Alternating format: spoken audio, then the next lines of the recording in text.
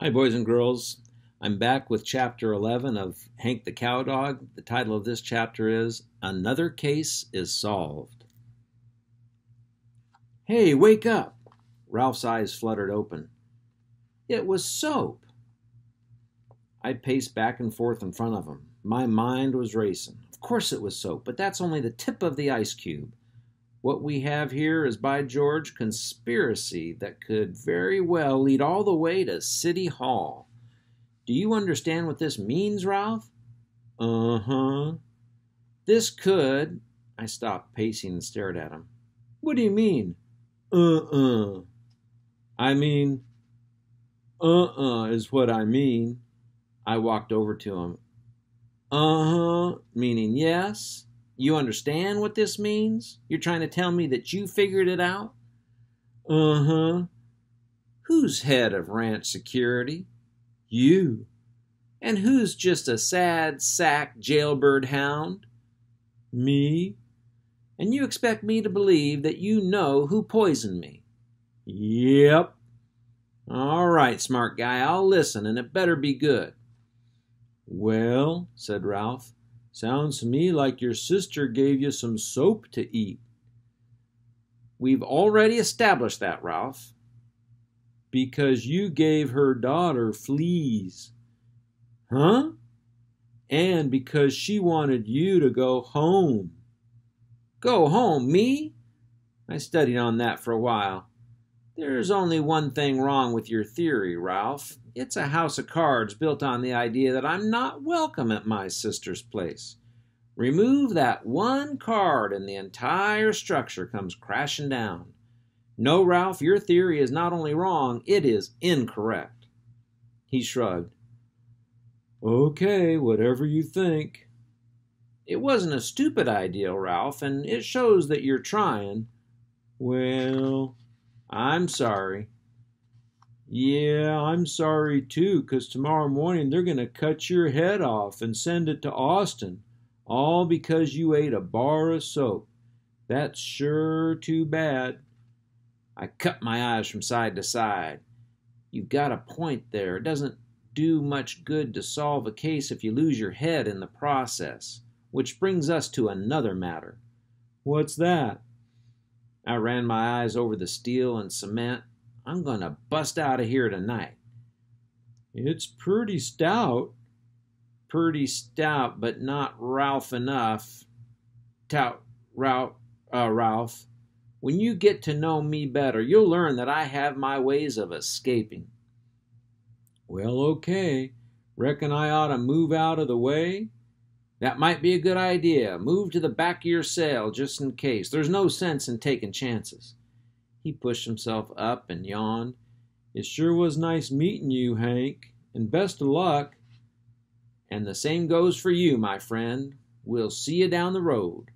We waved goodbye. I watched him amble off to the back of his cell, and I felt a lump in my throat. I mean, there's something special about friendships made in prison. You just don't forget the guys you met on death row. I gave Ralph time to take cover and made a few warm-up runs around my cell. Then I turned to the south and focused all my attention on the chain-link fence. Destroying a chain-link fence with steel posts set in concrete wasn't going to be easy. But then, life isn't always easy, and being head of ranch security wasn't easy, and getting my head cut off and sent to the state lab wasn't easy. So there you are. What's easy in this life isn't necessarily... I lost my train of thought. I jogged in place for a moment, took 3 deep breaths, and glanced up at the stars. The time was approximately 1:34 a.m. With any luck at all, this nightmare would be over in 15 minutes, and I'd be on my way back to the ranch.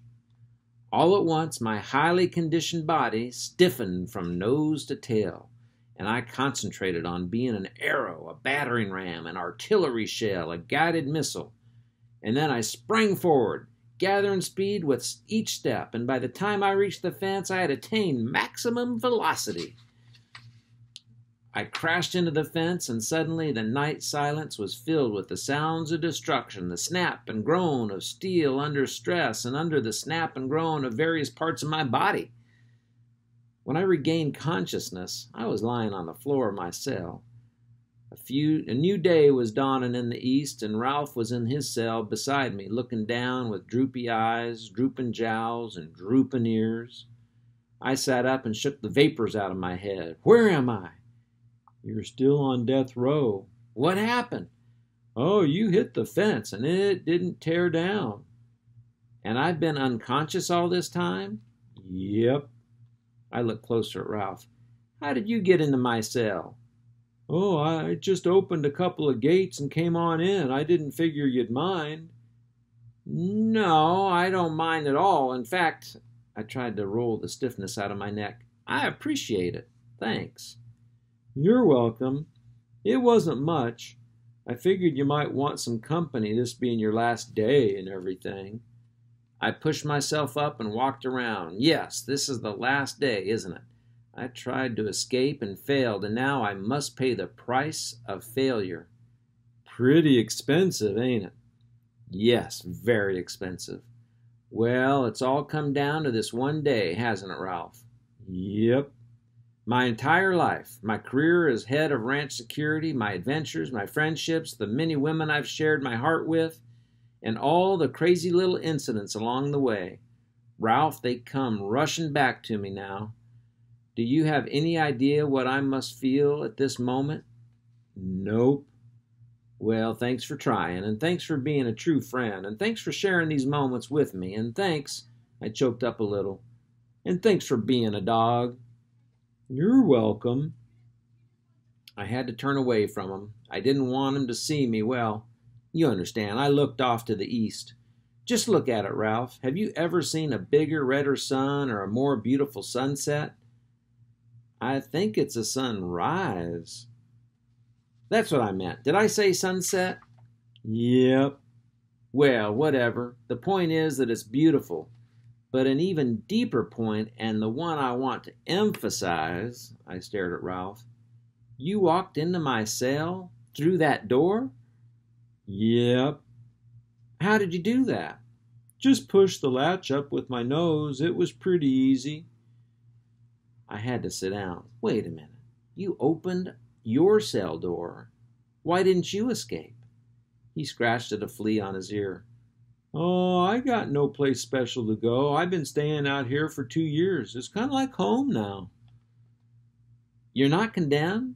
You're not on death row?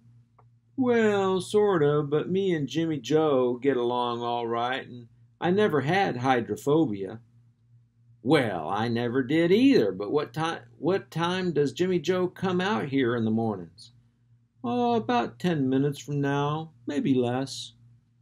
All right, Ralph. I have one last question, and I want you to think about it very carefully before you give me an answer. Okay. Is there some reason why I can't just walk out of my cell door and escape? Let me think about that. He closed his eyes and went into a deep concentration. I waited for 5 minutes. In the distance, I heard a pickup motor, and suddenly I realized that Ralph was asleep. Ralph, wake up! His eyes floated open. Hurry, give me your answer before it's too late. What was the question? Is there any reason why I can't walk out that door and escape? He rubbed his chin with a paw. No, by gollies, it ought to work. That's all I wanted to know. I sprinted to the door, gave it a push with my nose, and up it swang. The pickup was coming closer. I looked back at Ralph. Just one more last question. Okay. Why didn't you tell me you knew how to open this door? He frowned and squinted one eye. Well, you didn't ask, and I guess it just slipped my mind. Don't that beat it all? Yes, Ralph, that beats it all. And it almost got my head cut off. Well, this is goodbye, and thanks for nothing. You're sure welcome, Hank. So long. Just as the dog catcher's pickup pulled up, I shot out of my cell and headed for freedom. This would have been a natural place to bring the story to a close with a happy ending, only Jimmy Joe Dog Catcher saw what had happened and took after me. You see, no happy ending is real until the end has ended happily. That's the end of the chapter. See you guys soon.